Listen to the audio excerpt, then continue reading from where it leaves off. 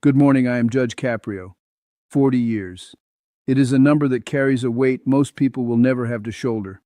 For 4 decades, I have occupied a high-backed leather chair behind a bench of polished mahogany in a courtroom in Providence, Rhode Island. From that vantage point, I have watched the world change. I have seen the city outside these stone walls grow, crumble, and rebuild itself. I have seen fashions change, technology revolutionize the way we document human error, and generations of families pass through these heavy doors. It feels like a lifetime, one that has been filled with a dizzying, often exhausting array of cases, faces, and stories. Over the years, I've seen the consequences of every human decision imaginable. I've seen the ripple effects of a split-second mistake and the slow-motion tragedy of a life lived in defiance of the law. I've witnessed moments that broke hearts into irreparable pieces and moments that offered a rare, healing balm to a wounded community. I've heard it all, the practiced excuses of the career criminal, the stuttering confessions of the first-time offender, and the desperate, gut-wrenching cries for mercy from those who have nothing left to lose. But after 40 years, you begin to think you've seen everything. You develop a certain kind of professional armor, a thickness of skin that allows you to remain impartial, to keep the emotional tide at bay, so that you can apply the law with a steady hand. You tell yourself that you are a vessel for the statutes of Rhode Island, not a participant in the drama. Then came the day I met Rosa Rossi. She was a woman whose story didn't just crack that armor, it shattered it. Her narrative of profound love and quiet, grueling sacrifice forever changed my understanding of what justice actually looks like when it is seasoned with compassion. This isn't just another courtroom tale about a defendant and a judge. This is a story about what it means to truly love someone until the very end. It's about a woman who, at 90 years old, could no longer stand without the metallic support of a walker, but who still possessed enough strength in her heart to wage a daily war for the one thing that mattered most to her, her son. Rosa taught me that, at the end of the day, it's not the rigid ink of the law books that matters most. It is the human stories written in the margins of those books. It is the life lived behind the citation number. Before I recount the details of that morning, I want to ask a small favor. If you are reading this or listening to these words, take a moment to reflect on the bridges you've crossed and the people who helped you over them. If this story resonates with you, I encourage you to share it. We live in a world that often prioritizes the what over the why, and Rosa's story is the ultimate why. I'd love to hear your thoughts and know where in the world you are finding this message. The power of what I'm about to share goes far beyond the city limits of Providence. It's a universal testament to life, love, and the sacrifices we make for the people we carry in our souls. Being a judge in a place like Providence for over 40 years is a journey through the light and shadow of the human condition.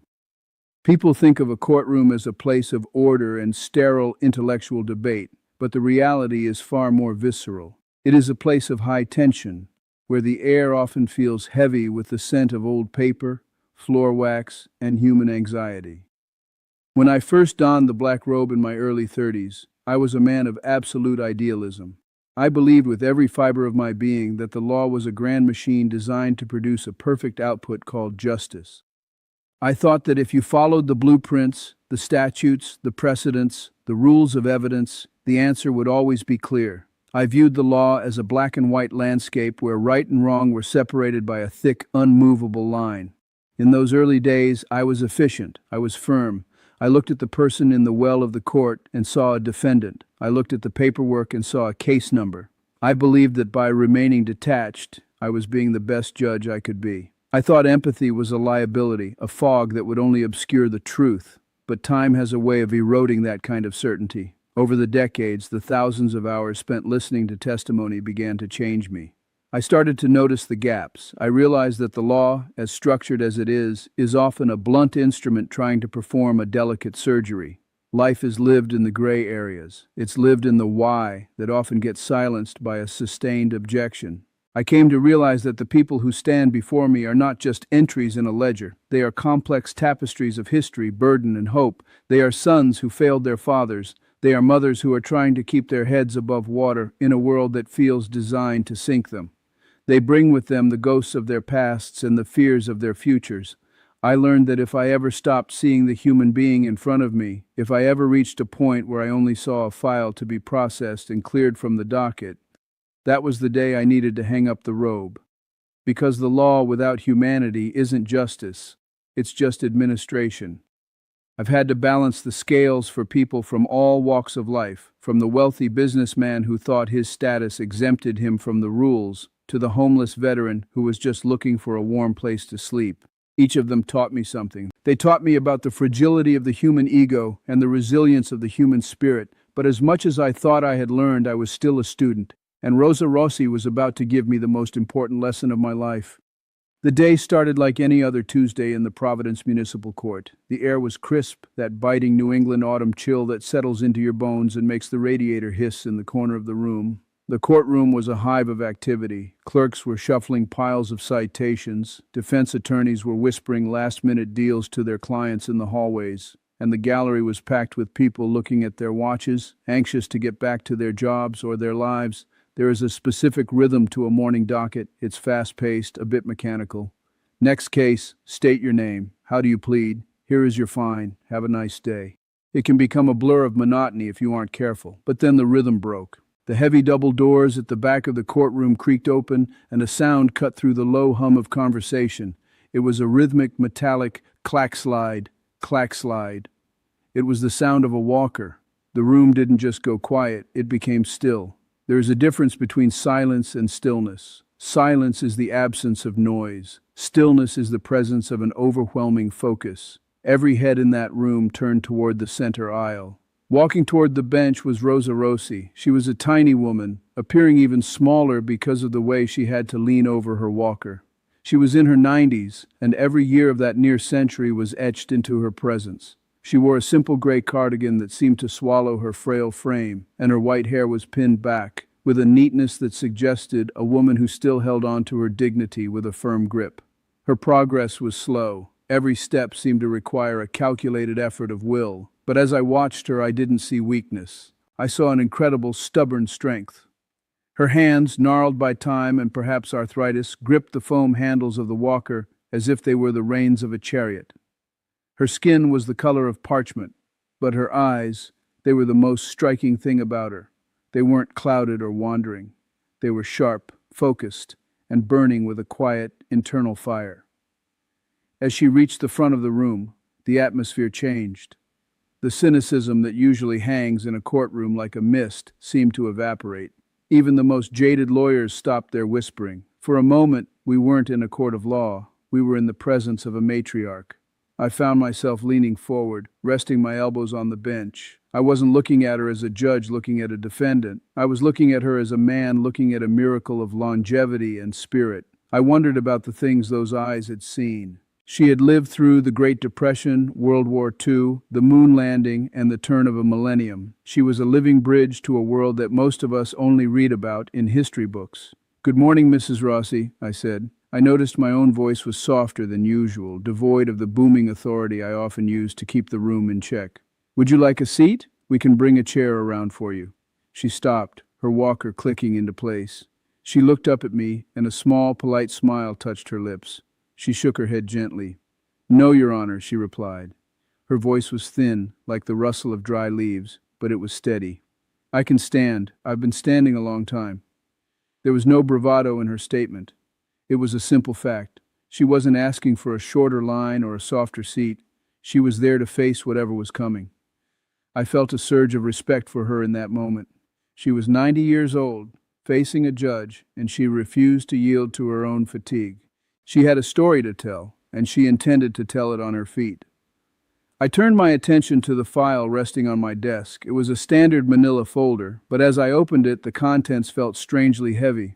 I looked at the citations: 5 tickets for illegal parking, 3 tickets for speeding in school zones, 2 for failing to yield. As I read the list, I felt a sense of confusion growing. In the world of municipal court, these are nuisance tickets, the kind given to distracted commuters or impatient teenagers. I looked back at Rosa. She was barely 5 feet tall and required a mechanical device to cross a room. The idea of this woman being a reckless driver was, on the surface, absurd. It felt like a clerical error. How could someone who moved with such deliberate, painstaking slowness be a repeat offender for speeding in school zones? "Mrs. Rossi," I began, my brow furrowed as I scanned the dates. "I'm looking at your record here, and it's Well, it's quite active for someone of your years. These tickets are mostly for speeding near schools and parking in restricted areas near the hospital. The total fines here amount to several $100s. I paused, waiting for her to say something. In my experience, this is the part where the excuses start. I didn't see the sign. My speedometer is broken. I was in a rush for a hair appointment. But the room remained silent. Rosa didn't look down at the floor. She didn't fidget. She just kept those bright, piercing eyes fixed on mine. "Can you help me understand what was happening on those days?" I asked. "Because I'm having a hard time reconciling these charges with the woman I see standing before me." I could see the gallery leaning in. This was the moment where the system usually grinds people down. A 90-year-old woman with a stack of tickets usually gets a stern lecture and a payment plan. But I wasn't interested in the money. I was interested in the disconnect. There was a story hidden in the dates and times of these citations, and I wanted to find it. I looked at the locations. Most of the speeding tickets were issued on Tuesday and Friday mornings, always on the same stretch of road near an elementary school. The parking tickets were always near the oncology wing of the local medical center. A cold realization began to dawn on me. This wasn't a case of a grandmother who had lost her sense of speed or forgot the rules of the road. This was something much more deliberate. This was a pattern. I looked at her again, and this time I didn't see a defendant. I saw a soldier. Rosa took a deep breath. I could see her chest rise and fall under the gray cardigan. She gripped the walker a little tighter, her knuckles turning a shade whiter.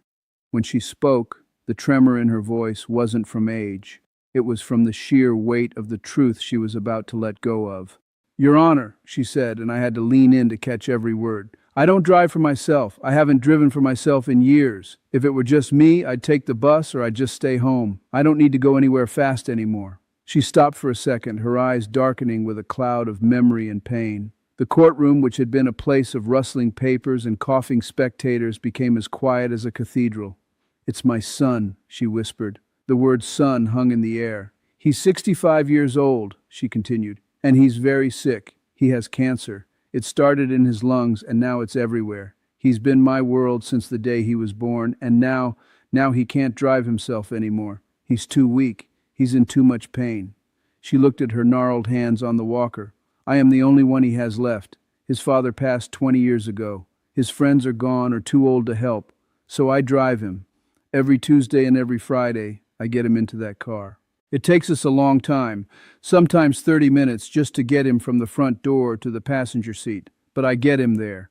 She looked back up at me, and I saw a tear escape and track its way through the deep lines on her cheek. "The speeding, Your Honor. I know the school zones are there. I know I should slow down. But sometimes, in the car, he starts to cry. He starts to moan from the pain when the car bumps, or he starts to lose his breath. And I get scared. I get so scared that he's going to stop breathing before we get to the doctors. I just want to get him there. I want to get him to the medicine that makes the pain stop. I don't even look at the speedometer. I only look at him." As for the parking tickets? "I can't park 3 blocks away and make him walk," she said, her voice rising with a touch of maternal defiance. "He can't walk. I have to get him to the door.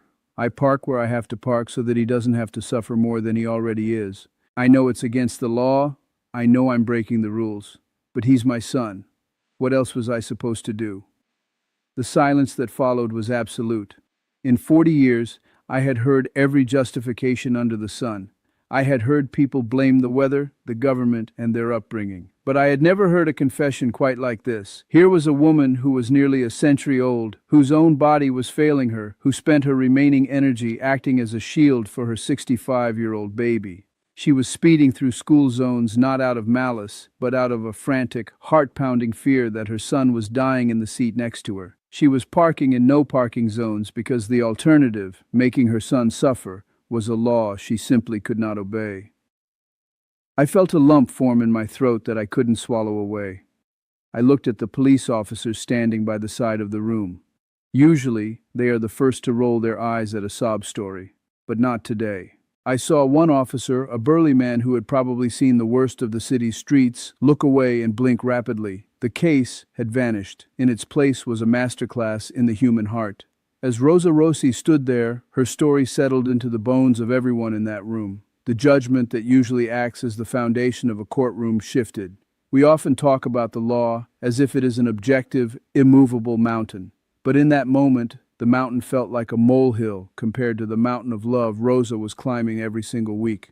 I looked at the people in the gallery. There were young men there for reckless driving, looking ashamed. There were people there for unpaid bills, looking at Rosa with a mixture of awe and humility. The atmosphere had undergone a chemical change. We were no longer a collection of strangers waiting for our turn to be processed.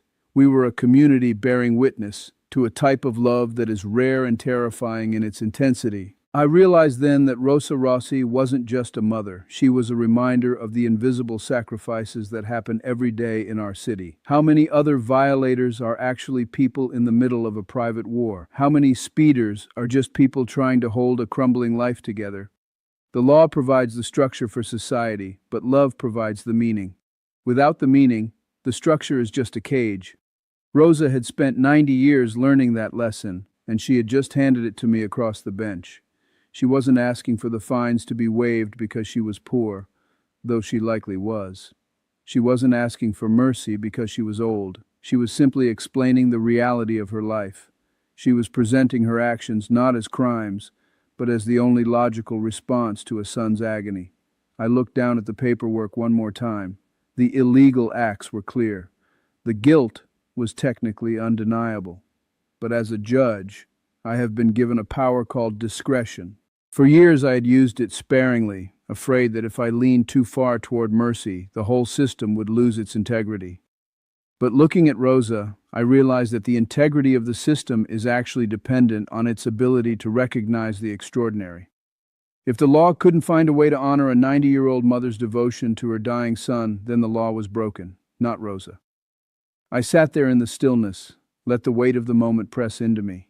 The room was waiting. Rosa was waiting, her hands still steady on that walker, her eyes still fixed on mine. She wasn't begging. She was waiting for the world to tell her if it understood. "Mrs. Rossi," I said. My voice was thick, and I had to stop to clear my throat.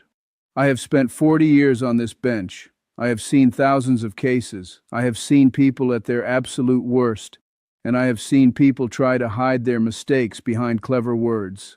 I looked directly into those bright, fierce eyes.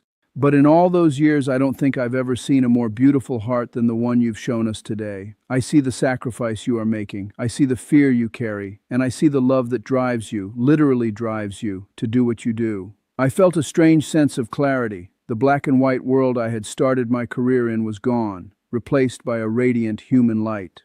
"The law says you owe these fines," I continued. "The law says you committed these violations. But humanity says something entirely different.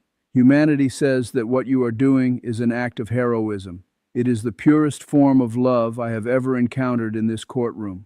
I took my pen, and with a few swift strokes, I marked the files. "I am dismissing every single one of these charges," I said, my voice growing stronger. "The city of Providence does not need your money. This court does not need to penalize a woman for being a mother. You owe us nothing, not a penny." A soft wave of sound went through the room. Not a cheer, but a collective sigh of relief. It was as if everyone in the room had been holding their breath alongside Rosa, and now, finally, we could all breathe. But I wasn't finished. "However," I said, raising my hand slightly to keep the room's attention, "while the charges are dismissed, I do have one request. It's not a legal order, but a personal one." Rosa tilted her head, a look of curiosity replacing the tension on her face. "I want you to take the money you were going to use to pay these fines, the money you worked hard for and were prepared to sacrifice today, and I want you to spend it on yourself and your son. I want you to take him to a nice dinner. I want you to buy him something that makes him smile, or buy yourself something that makes your day a little easier." I leaned over the bench, looking at her not as a judge, but as a fellow traveler on this difficult road called life. "You have spent your whole life worrying about the world, Mrs. Rossi. You have spent these last few years worrying about your son's every breath. For one night, I want you to stop worrying about the court, the tickets, and the rules. I want you to just be a mother and a son having a meal together. You've earned that. You've earned so much more than that." For the first time since she entered the room, Rosa's composure softened. Her lower lip trembled, and a second tear joined the first. She didn't say anything at first. She just nodded, a slow, deep nod of recognition. In that moment, she wasn't a defendant who had won her case. She was a woman who had been seen. For someone who spent her days in the exhausting, invisible labor of caregiving, being seen is the greatest gift of all. Rosa didn't make a scene. She didn't offer a grand speech of gratitude. She simply closed her eyes for a moment, absorbing the relief. The burden of the fines, which must have been a terrifying weight on a fixed income, was gone. But more importantly, the burden of being wrong in the eyes of the law had been lifted. As she prepared to leave, a middle-aged man who had been sitting in the front row stood up. He walked over to her. I realized then that this was her son. He looked pale and thin, the marks of his illness evident in the way his clothes hung off his frame. But his eyes were filled with an overwhelming pride as he looked at his mother. He took her arm, and together they began the slow journey back toward the doors. Clack slide, clack slide. The sound was the same as when she entered, but the rhythm felt different now. It didn't sound like a struggle. It sounded like a victory march. The gallery remained silent as they walked out. There was no applause, because applause would have felt cheap. Instead, there was a profound, respectful silence. We watched them go. The 90-year-old mother and her 65-year-old son, two people bound by a love that defied the odds, the law, and time itself. When the doors finally closed behind them, I sat back in my chair. I looked at the empty space where she had stood. I realized that in 40 years, I had handed down thousands of judgments, but this was the first time I felt like I had truly delivered justice. Mercy isn't the absence of justice. It is the fulfillment of it. As the rest of the day's docket proceeded, I found my mind wandering back to Rosa. Her presence lingered in the courtroom like the scent of incense. She had given me a gift that I will carry with me for the rest of my days. A reminder that behind every case file, every ticket, and every legal argument, there is a beating heart. We live in a world that is obsessed with the rules. We are quick to judge, quick to condemn, and quick to look at the surface of a situation without ever bothering to dive into the depths. We see the speeding car, but we don't see the dying son. We see the illegal parking, but we don't see the mother who can't bear to let her child walk another step in pain. Rosa's story is a call to all of us to look deeper. It is a reminder that the greatest debt we carry isn't a financial one or a legal one. It's the debt of love we owe to one another. So, I want to leave you with a challenge. Take a look at the people in your life today. Think about the sacrifices that have been made for you. Think about the mother who stayed up all night when you were sick, the father who worked 2 jobs to put you through school, the friend who stood by you when you were at your lowest. When was the last time you truly acknowledged that sacrifice? When was the last time you told them, I see you? Life is short, and as Rosa Rossi showed us, it is incredibly fragile. But love, the kind of love that drives a 90-year-old woman to speed through a school zone to save her son from a moment of pain, that kind of love is eternal. If Rosa's story touched you, I ask that you don't just keep it to yourself. Share it. Use it as a reason to be a little more patient with the person in front of you in traffic. Use it as a reason to be a little more merciful to the person who makes a mistake. We are all just doing our best to get the people we love to the other side. Thank you for allowing me to share this piece of my life and Rosa's legacy with you. It has been the honor of my career to sit behind this bench, but it was the honor of my life to meet Rosa Rossi. Stay humble, stay kind, and above all, never forget to see the person behind the story. Until next time, take care of yourselves and take care of each other.